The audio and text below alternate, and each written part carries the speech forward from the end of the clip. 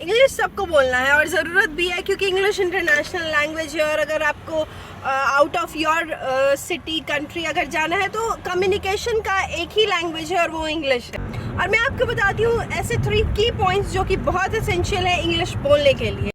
आपको लगेगा ये पॉइंट्स बहुत इजी, बहुत कॉमन, बट आप इसको नोटिस कीजिए, आप प्रैक्टिकली इसको इम्प्लीमेंट कीजिएगा, then it's gonna bring a major change. तो नोट डाउन कीजिए 3 मेन की पॉइंट्स। तो सबसे पहला है हेजिटेशन। हेजिटेशन ये बहुत कॉमन है और ये सबके अंदर है कि अरे हम बोलेंगे तो गलत हो जाएगा या फिर हम सही से बोल नहीं पाएंगे, सामने वाला मजाक उड़ा देगा।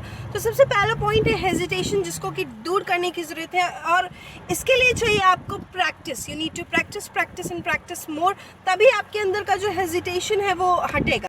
तो सबसे पहले ये फियर फैक्टर आप दूर कर लीजिए। आप गलत बोले सही बोले, पहले कुछ दिन गलत बोल के ही ट्राई कर ले। और दूसरा है वोकैबुलरी। आपको जितना हो सके आप उतना वर्ड स्टॉक लर्न कीजिए और आपके पास जितना ज़्यादा वर्ड स्टॉक होगा उतने अच्छे से आप सेंटेंस फ्रेम कर पाएंगे। और word stock is just like weapon. आपके पास जितना ज़्यादा वेपन होगा उतना ज़्यादा आप स्ट्रांग होंगे बैटल फील्ड में। तो कोशिश कीजिए कि आपके पास वर्ड स्टॉक बहुत अच्छा और बहुत ज़्यादा हो। और तीसरा जो सबसे इम्पॉर्टेंट चीज़ है वो है English surrounding.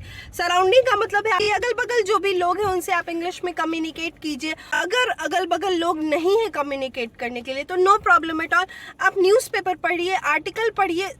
In the initial days आपको प्रॉब्लम होंगे, बट ग्रेजुअली आप चीज़ों को समझने लगेंगे। और ऐसा नहीं है कि सिर्फ उसको रीडिंग देना है, आप समझ के पढ़िए और ग्रेजुअली आप अगर कंटिन्यू प्रैक्टिस करते हैं तो एक टाइम ऐसा आएगा कि आप खुद सेंटेंस फॉर्म करने लग जाएंगे। एंड आई गारंटी यू अगर आप इसको 90 डेज करके देखते हैं तो आप में बहुत इन्हेंसमेंट आएगा, आप बहुत सारी चीज़ें सीखेंगे।